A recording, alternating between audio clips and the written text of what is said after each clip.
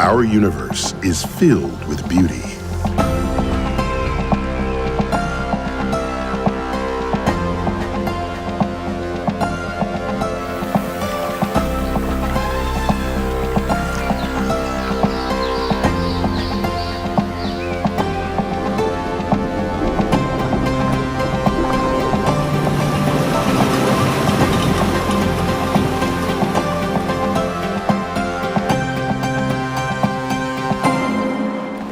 All of this natural beauty would be unseen by our brains if not for events that happen tens of millions of kilometers away from our world.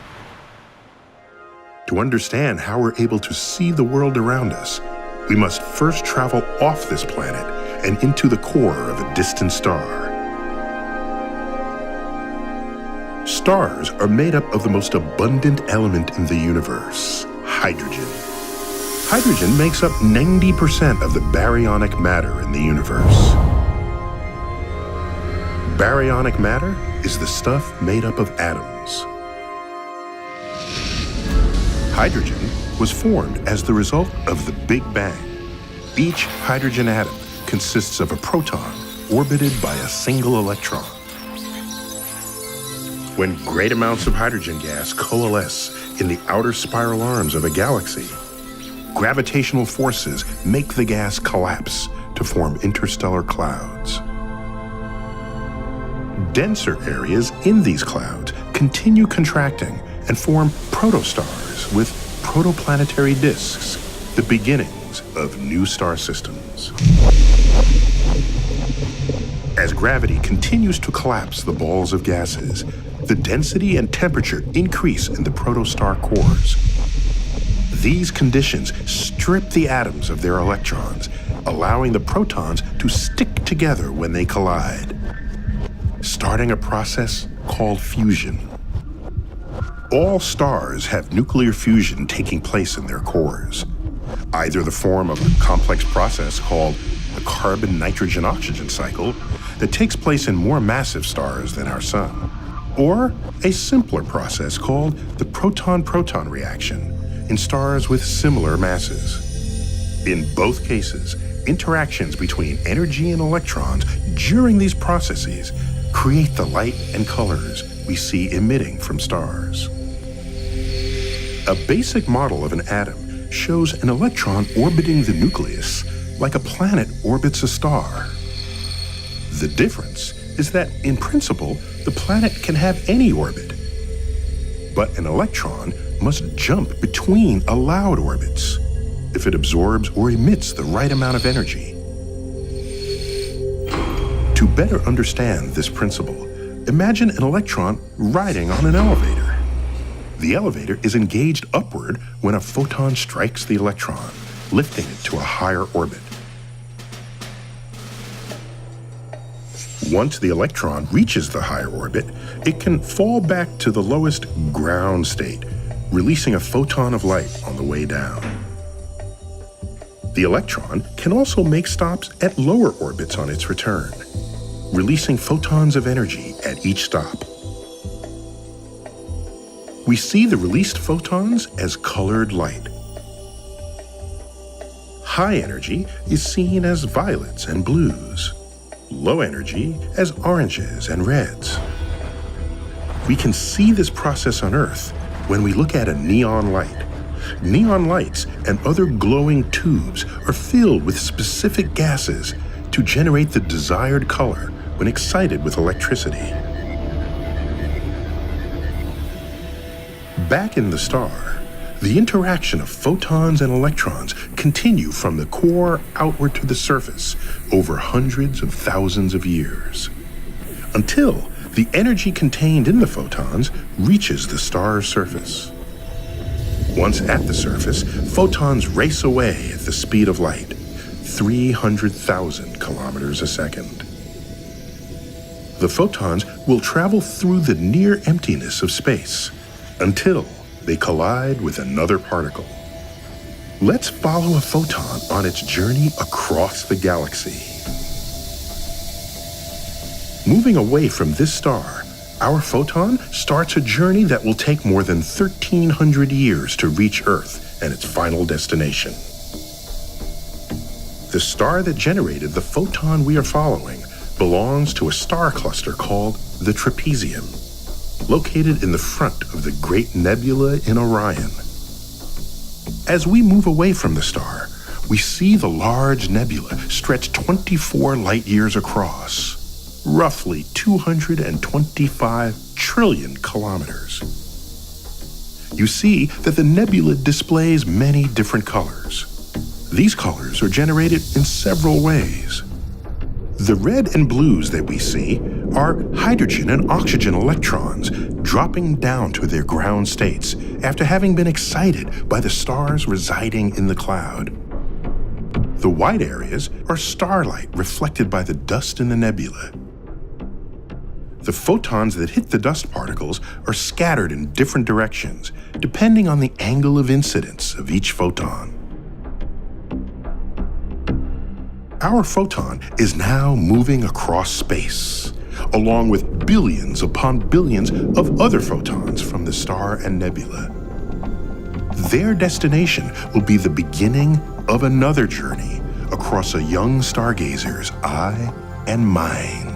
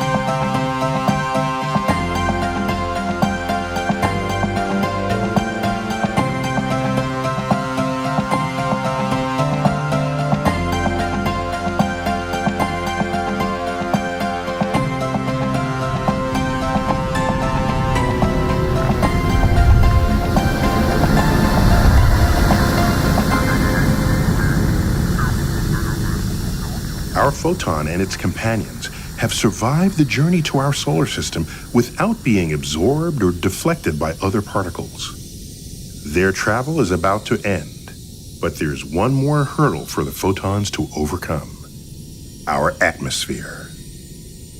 Up to this point, the photon has been traveling through the near emptiness of space. Now, it's about to pass through our dense atmosphere of air and moisture. Here, the photon and its companions will be jostled through a condition called refraction, caused by differing pockets of density in our atmosphere. Not all will make it without being scattered or absorbed. This is where stars get their twinkle. Up to this point, the photons have traveled a straight course. It's only when the photons hit the atmosphere that their paths get bent back and forth, and we see it as twinkling stars. Our photon has survived its journey and is now entering into a telescope being used by a young lady who is observing the nebula in Orion. The photon hits the glass of the lens, and its course is bent several times by the telescope lenses and those in the eyepiece, until the photon and its companions are focused to a single point. The photon's journey that has taken more than 1,300 years to this point is about to end. Call it a special delivery from the galaxy when you consider all that the photon and its energy had to go through to get to this point in space and time.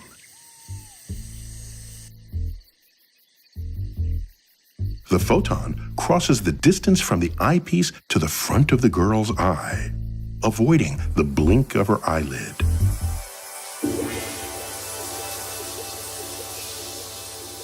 The photon hits the outer surface of the eye, called the cornea. The cornea is made up of special cells that create a transparent membrane. The photon crosses through the cornea to the lens sac, which holds the crystalline lens. This lens focuses the photon to the back of the eye. But before it reaches that point, it passes through a slimy, transparent goo called the vitreous humor, which keeps the eyeball from collapsing under its own weight. Let's stop at this point on the journey to look back at some structures of the eye we passed by. Looking back along the path, we see a large black circular diaphragm called the iris that opens and closes based on the amount of light that strikes the back of the eye. The iris forms our pupil, the porthole of our eye.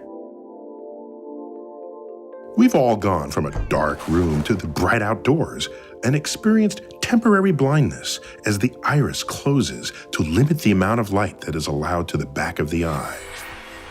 That was our iris at work, making sure the pupil was open to the correct size, allowing enough light in to see, but not blind us with its brightness. In fact, the white of the eye, the sclera, is opaque so that the only light entering the eye is that through the pupil. Passing through a few layers of tissue, we can see some special micromuscles called ciliary zonules, attached on one end to the ciliary muscles and on the other to a girdle around the crystalline lens. The zonules and the girdle work together to shape the lens to focus the light to a given point on the back wall of the eye.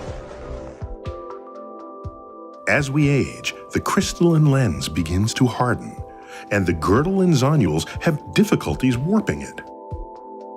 This creates a condition called presbyopia, where we have trouble focusing on things up close. Anyone over the age of 45 has to overcome the effects of presbyopia by using reading glasses.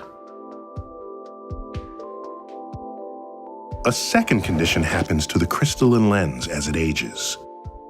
The lens clouds over due to a lifetime exposure to UV light and becomes a cataract, which, if not removed and replaced with a new artificial lens, can lead to blindness.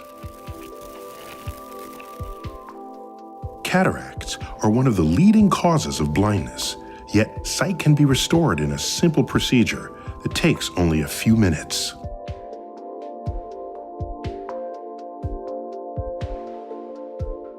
Turning back around, we see the back of the eyeball. It's called the retina, the final destination of our photon. The photon's journey will end here at the retina, but not the data it possesses. The data are made up of the color and intensity of the original source, the star, more than 1,000 light years away. The job of the retina is to encode the data in a way that the brain can interpret it.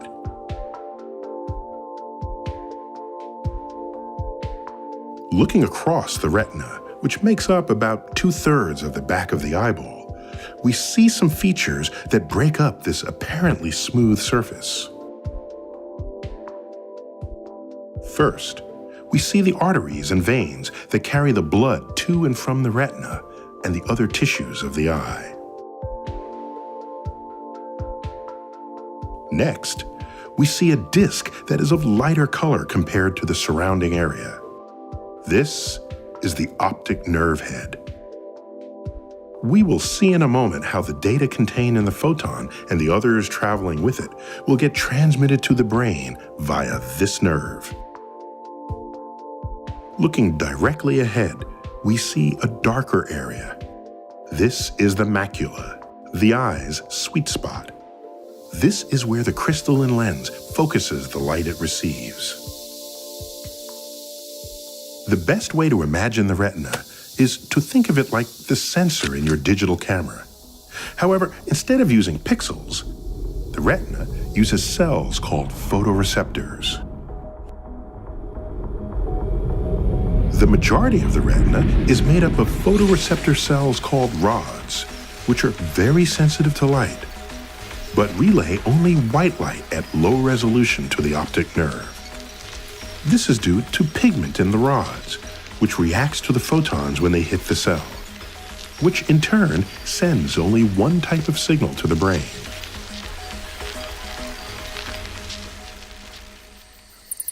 Rods allow us to see in low light and detect motion in our peripheral field of view.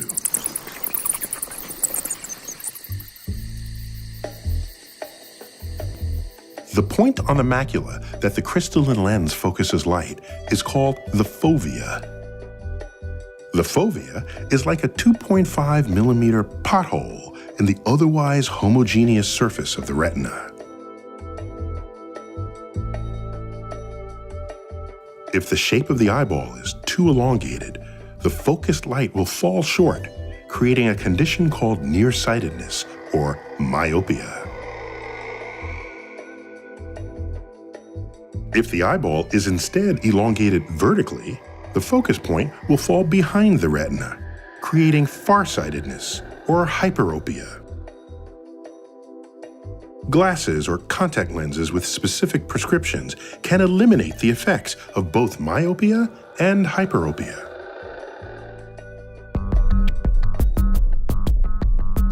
About 15 degrees of our eye's field of view is focused on the fovea and on the densely packed area of photoreceptor cells. These photoreceptor cells are called cones, which detect color when photons hit them. The cones transmit a specific color based on the reaction of one of three pigments that the cell may contain. This process allows us to see the many visible wavelengths of light that illuminate our world. To understand the different roles rods and cones play in our sight, we need to see how they are connected to the optic nerve. If we look at a cross-section of the retina, we will see three distinct layers of cells. The first layer is filled with ganglion cells that are connected directly to the optic nerve through fibers that run back to form the optic disc and optic nerve. This is the farthest extension of the brain and the only part of the brain that is visible without invasive surgery. The retina has often been called the window to the soul. That's because many of the changes to the body due to disease are first seen as changes to the retina. Ophthalmologists and optometrists who specialize in the eye can detect diseases like type 2 diabetes long before other methods, just by observing an individual's retina. So when you get your eyes examined by either an optometrist or an ophthalmologist, they're checking for more than just your vision. They're checking your overall health. Optometrists and ophthalmologists are your eye healthcare team, and you should visit one of them at least every 2 years. Over the age of 40, it's best to be seen once a year to catch age-related diseases at their earliest stages. The ganglion cells connect to the next layer known as bipolar cells. Bipolar cells connect the rods and cones to the ganglion cells in a couple of different ways. Cones connect one-to-one to ganglion cells. This direct connection is critical for the brain to detect detail and color to achieve visual acuity. Rods connect to ganglion cells in bundles via secondary cells called horizontal and amacrine cells. This arrangement creates a visual scanner of sorts that works well in low light and captures motion better than the cones. Our photon and its companions, focused by the lenses of the telescope and the crystalline lens, strike the cones in the fovea, and their physical journey has now ended. The photons are extinguished, but not the data they carried. The cones react to the photon strike and emit a chemical signal that in turn generate a signal across the bipolar cell to the ganglion cell. Here, the ganglion cell responds by triggering an electric signal that then travels up the optic nerve to the visual cortex of the brain. But we will see that the path is not a direct one.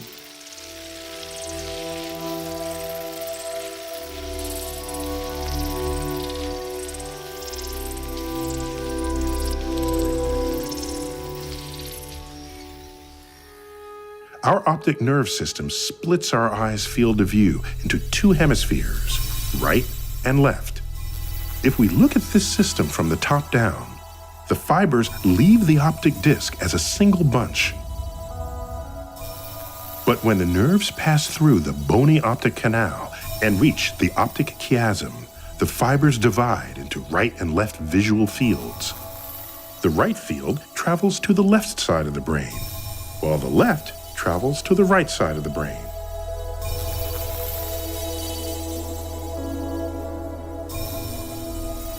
This arrangement provides our brain the ability to see stereoscopically and diminishes the blind spot that the optic nerve creates in each eye by having the other eye fill in the missing data. After the optic chiasm, the two nerve strands then run separate but parallel courses through the optic tracts to the lateral geniculate nucleus on each side of the brain.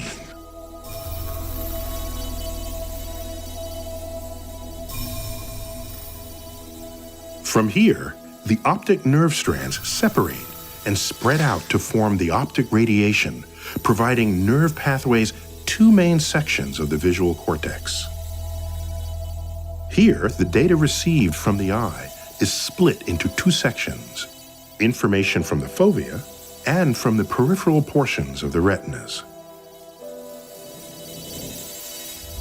Some of the optic nerve splits off before the lateral geniculate nucleus and travels to the brainstem to process reflex responses to light, motion, and adjusting the focus of the crystalline lens. The processing of information from the eye to the brain is complex, requiring half of its resources. Research continues to reveal how the brain sees and deepens our appreciation for sight. Our sight is the most important sense we possess. Taking care of it should be one of our leading health concerns.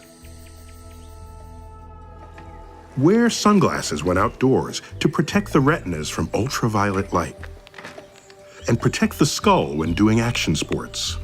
Avoid coming close to sharp objects that can penetrate the eye.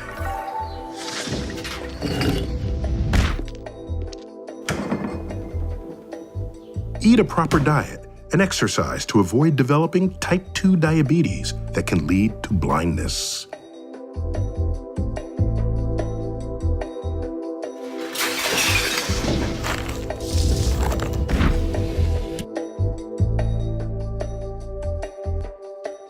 Stare out into the distance for 1 out of every 20 minutes or so to rest your eyes and prevent fatigue from reading or doing near work.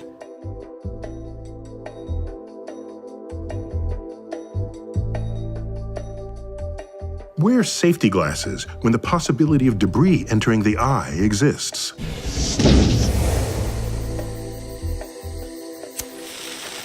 Follow these simple rules, and your eyes and brain will see for a lifetime.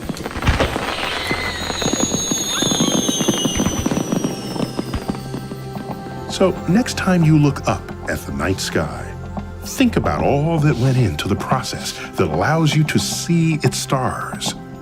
Cherish those few lucky photons that journeyed quadrillions of miles just to land on your retina and trigger your brain to see.